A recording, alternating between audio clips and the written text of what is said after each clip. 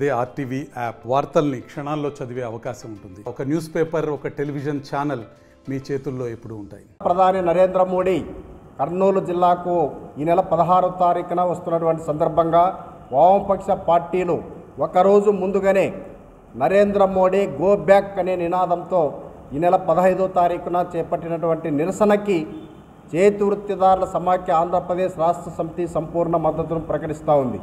గత 11 సంవత్సరాల కాలంలో ఆంధ్రప్రదేశ్కి నరేంద్ర మోడీ ఇచ్చినటువంటి నెరవేర్చనటువంటి నరేంద్ర మోడీ కర్నూలుకు ఏ రకంగా పర్యటనకు వస్తున్నారో సమాధానం చెప్పాలని చెప్పి మేము ఈ సందర్భంగా డిమాండ్ చేస్తూ ఉన్నాం. బీజేపీ సపోర్టుతో ఆనాడు 10-11 సంవత్సరాల కిందట ప్రత్యేక హోదా ఇచ్చినటువంటి 11 సంవత్సరాల పాటు ప్రత్యేక హోదాను మేము అమలు చేస్తాం. ఈ రాష్ట్రాన్ని సమగ్రాభివృద్ధి చేస్తాం.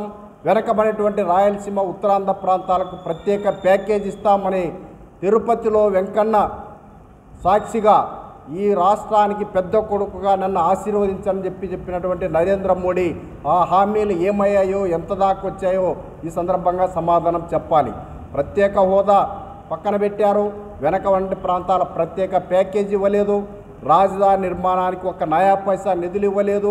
మొన్న రెండోసారి శంకుస్థాపన వచ్చినటువంటి సందర్భంగా కేవలం రుణాలు మాత్రమే ఇచ్చారు తప్ప, బ్యాంక్కి రుణాలు ఇప్పించారు తప్ప కేంద్ర నిధులు కేటాయించలేదు. విశాఖ ఉక్కు ఫ్యాక్టరీ ప్రైవేటీకరణ చేస్తూ ఉన్నారు. రాయలసీమకు కడపలో మరో ఫ్యాక్టరీ ఏర్పాటు చేస్తామంటే దాని యొక్క ఊసే కనపడం లేదు. మరి రాయలసీమలో ఉన్నటువంటి ప్రాజెక్టుల నిర్మాణానికి ఏమాత్రం సహకరించలేదు. పైగా ఈరోజు కర్ణాటకలో రాయలసీమకు ఆంధ్రప్రదేశ్ దెబ్బతీసేటువంటి మరి ఎగువ భాగాన కర్ణాటక కట్టేటువంటి ప్రాజెక్టులకి మరి నిస్సిగ్గుగా నరేంద్ర మోడీ జాతీయ ప్రాజెక్టుగా ప్రకటించింది.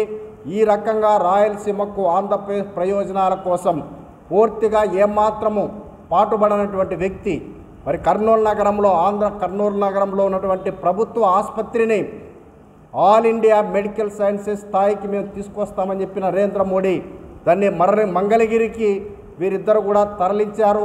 అందుకే ఈ సందర్భంగా మేము డిమాండ్ చేస్తున్నది, మీ ఇద్దరి యొక్క పరిపాలన మరి ఏమాత్రం ప్రజలకు ఉపయోగం లేదు. జిఎస్టీ పేరు మీద మీరు వేస్తున్నటువంటి పన్నులన్నీ తగ్గించేటువంటి పన్నులు పెద్దగా ప్రయోజనం లేవు.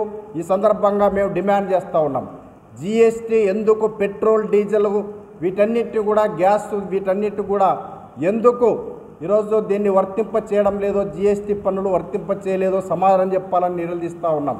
అందుకే ఈ సందర్భంగా ఈ రెండు ప్రభుత్వాలు కూడా అంటగాగి ఈ రాష్ట్ర ప్రయోజనాలు, దేశ ప్రయోజనాలను కూడా విస్మరిస్తున్నటువంటి నేపథ్యంలో బడా కార్పొరేట్ కంపెనీలకే మీ యొక్క పరిపాలన ఉపయోగపడతా ఉంది.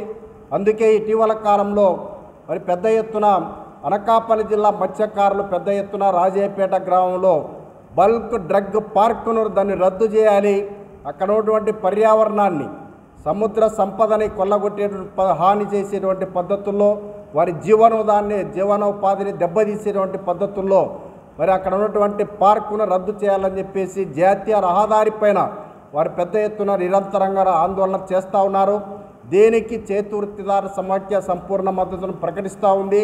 ప్రత్యేకించి ఉప్పాడలో, బాపట్లలో ఈరోజు మత్స్యకారుల జీవన ఉపాధిని దెబ్బతీసేటువంటి ఇలాంటి ప్రభుత్వ కార్యక్రమాల్ని తక్షణమే నిలిపివేయాలని చెప్పేసి చేతి వృత్తిదారుల సమాఖ్య ఆంధ్రప్రదేశ్ రాష్ట్ర సమితి తరపున మేము డిమాండ్ చేస్తా ఉన్నాం. మరిన్ని వీడియోస్ కోసం ఛానల్ ని సబ్స్క్రైబ్ చేయండి, లేటెస్ట్ అప్డేట్స్ కోసం వాట్సాప్ ఛానల్ ని ఫాలో చేయండి అండ్ లింక్ డిస్క్రిప్షన్ లో ఉంది.